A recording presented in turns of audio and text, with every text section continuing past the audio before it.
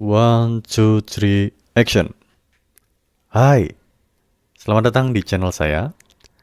Channel yang akan membahas video beberapa ke depan adalah tentang bisnis perhotelan.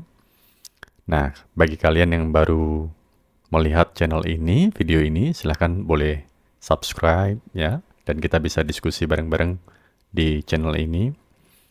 Dan kali ini yang mau saya bahas adalah tentang bisnis perhotelan, bagaimana cara membangun atau memulai atau start bisnis perhotelan.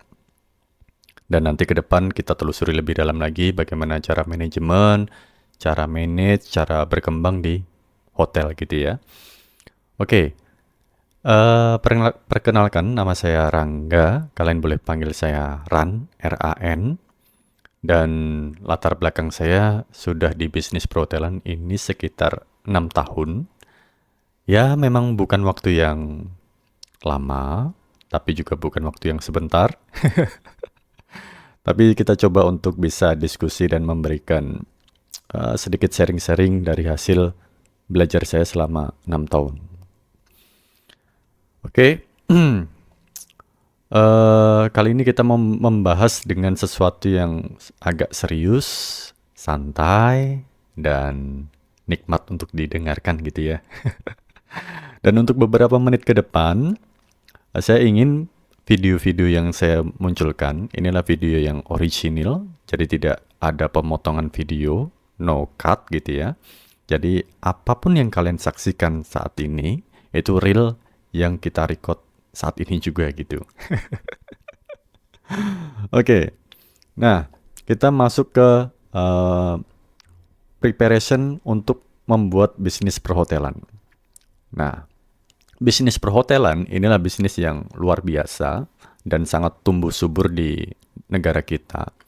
Dan banyak orang yang beralih ke bisnis perhotelan, tapi ada beberapa orang yang takut untuk memulai gitu. Dan inilah saya coba paparkan, semoga ini menjadi opsi atau pertimbangan kalian gitu ya. Nah, bisnis perhotelan inilah bisnis yang sangat luar biasa kuat ya, dan sangat bisa adaptif terhadap era sekarang gitu ya. Apalagi memantau dari negara kita adalah negara yang sifatnya wisata yang sangat banyak. Nah, tugas kita adalah tinggal mengakomodir dengan memfasilitasi di segi bisnis perhotelan gitu. Jadi sinkron gitu. Maka saya bilang bisnis perhotelan adalah bisnis yang sangat kuat gitu. Karena kita bisa mengakomodir dari potensi-potensi itu. Oke. Nah, ada beberapa poin, ini sekitar 10 poin ya. Saya singkat saja. Yang poin pertama untuk memulai bisnis perhotelan adalah dari riset pasar dan pemilihan lokasi. Nah, riset pasar ini ibaratnya seperti segmentasi ya. Nah, kita harus tahu dulu nih, segmentasi yang mau kita arahkan, yang kita tuju, itu meliputi apa saja. Nah, kita tahu bahwa generasi kita sekarang adalah yang paling mendominasi adalah generasi milenial dan generasi Z gitu ya. Di mana sebetulnya kedua generasi ini itu sangat melek dengan sosial media, sehingga mereka terdampak dengan sifatnya yang terupdate atau orang bilang kekinian. Maka kita harus bisa mengakomodir hal itu. Jadi kita tembak dengan riset pasarnya seperti itu. Oh, pasarnya berarti sesuatu yang tren masa kini. Dan nanti bisa menggait atau mengambil segmentasi milenial dan Gen Z. Lalu dan pemilihan lokasi. Nah, pemilihan lokasi ini juga sangat penting. Dan kita tahu ya, mau bisnis apapun, itu pemilihan lokasi pasti penting ya. Nah, yang poin utama adalah lokasinya harus berdekatan dengan beberapa fasilitas yang ada gitu ya.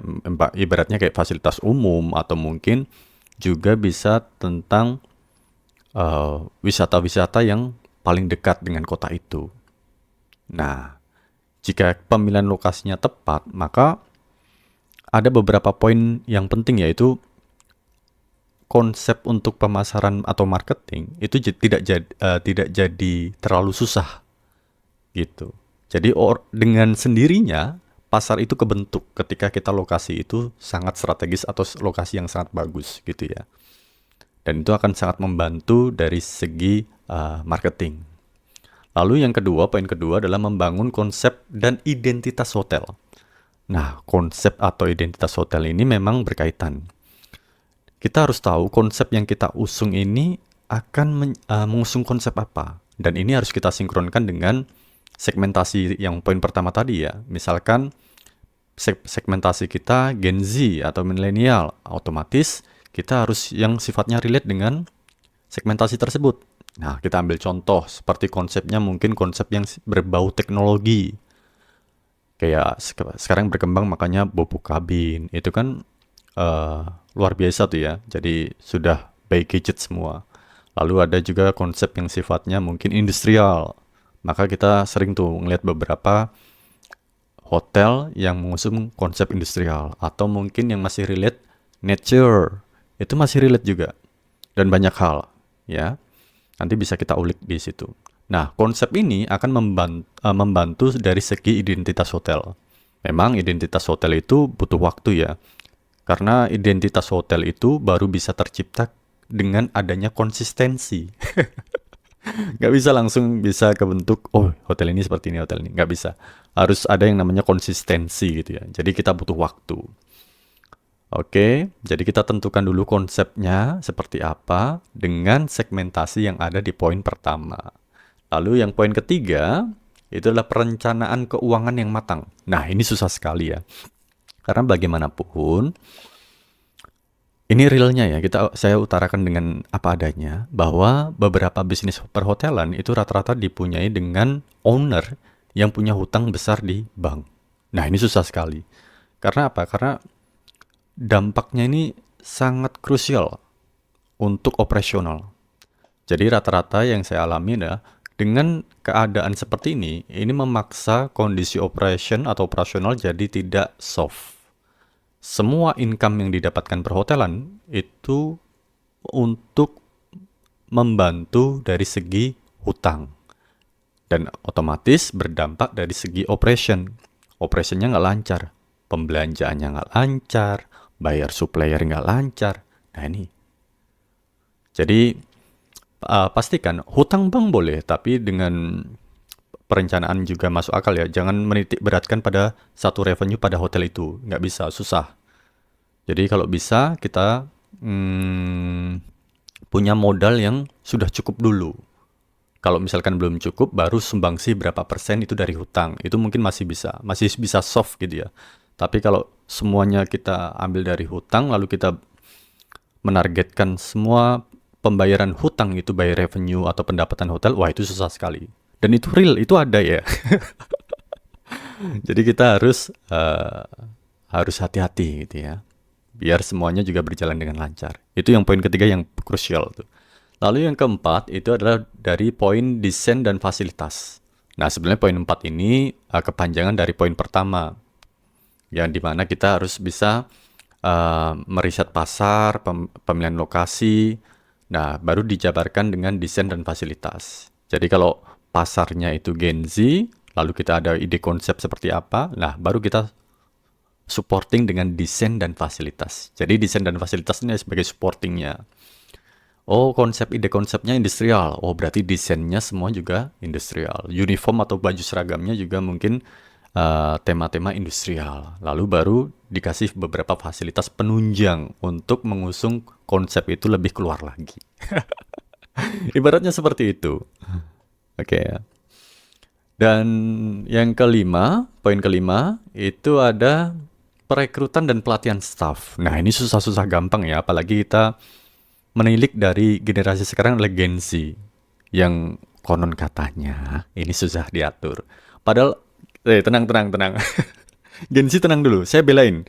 Gen Z sebetulnya bukan susah diatur, cuma dia itu adalah generasi yang sangat melek teknologi. Di mana ketika melek teknologi, itu biasanya pikirannya yang sifatnya praktis, solutif, dan tidak pengen berbelit-belit. Gitu ya. Nah, sedangkan generasi yang lain itu kadang-kadang masih ada unsur birokrasinya tuh, yang sangat menghambat kepraktisannya. Nah, timbullah perselisihan. Itu aku bela ya, aku bela ya. Tapi it's okay karena ini Gen Z, kalian juga harus tahu bahwa bisnis perhotelan ini adalah bisnis yang menjual jasa. Jadi kalian juga harus yang namanya mau untuk bisa berkolaborasi atau eh, effort gitu ya untuk eh, mengikuti alur atau birokrasi yang ada gitu ya, biar manajemen juga oke juga gitu ya. Baru nanti kita kembangkan sama-sama. Oke, poin keenam, mengelola operasional hotel. Nah, ini mengelola operasional hotel itu sebenarnya tugasnya dari PIC atau supervisor atau manager. Nah, manajer ini memang tuntutannya luar biasa ya, makanya digaji gede ya. Rata-rata kan gaji manajer itu kan 2 digit, belum termasuk servis, gede banget. Maka manajer itu selain untuk ditargetkan untuk mencari income yang banyak, dia juga sebagai mengayomi karyawannya, mengayomi beberapa departemen sehingga semua departemen itu berjalan dengan baik. Gitu. Oke, poin ketujuh, pemasaran dan promosi. Nah, sekarang pemasaran dan promosi itu enak banget, guys. Apalagi jadi owner-owner atau nanti pembisnis hotel jangan takut dengan istilahnya pemasaran atau promosi. Sekarang enak sekali pemasaran promosi. Nah, nanti ada pemasaran yang sifatnya digital, terus ada pemasaran yang sifatnya ya konvensional seperti biasa, atau mungkin bisa berafiliasi dengan beberapa vendor lain. Nah, kalau pemasaran yang digitalnya enak banget, men. Jadi kita nggak terlalu yang terlalu bertenaga gitu ya, tapi yang penting kita konsisten aja. Karena biasanya ya kalau by online ya atau pemasaran online itu yang bisa kita kembangkan adalah kita mulai dari website atau mungkin kita daftar online travel agent, baru kita kolaborasikan dengan CEO yang ada, baru kita bisa kolaborasikan juga dengan vendor-vendor lain gitu.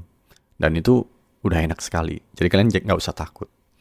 Yang penting idenya itu terafiliasi dengan segmentasi yang ada. Oke, poin ke-8 adalah meningkatkan pengalaman tamu. Nah, ini meningkatkan pengalaman tamu ini luar biasa juga nih. Karena setiap tamu tuh jangan di mindsetkan sebagai uang saja, ya. Tapi harus di-maintain juga bagaimana pengalaman tamu selama menginap di hotel kita. Apakah itu membuat suasana, membuat sebuah cerita yang luar biasa. Nah, itu biasanya dihasilkan sebagian persentase besar itu dari ide sama konsep. Baru poin-poin lain itu mulai dari servisnya ya atau pelayanannya.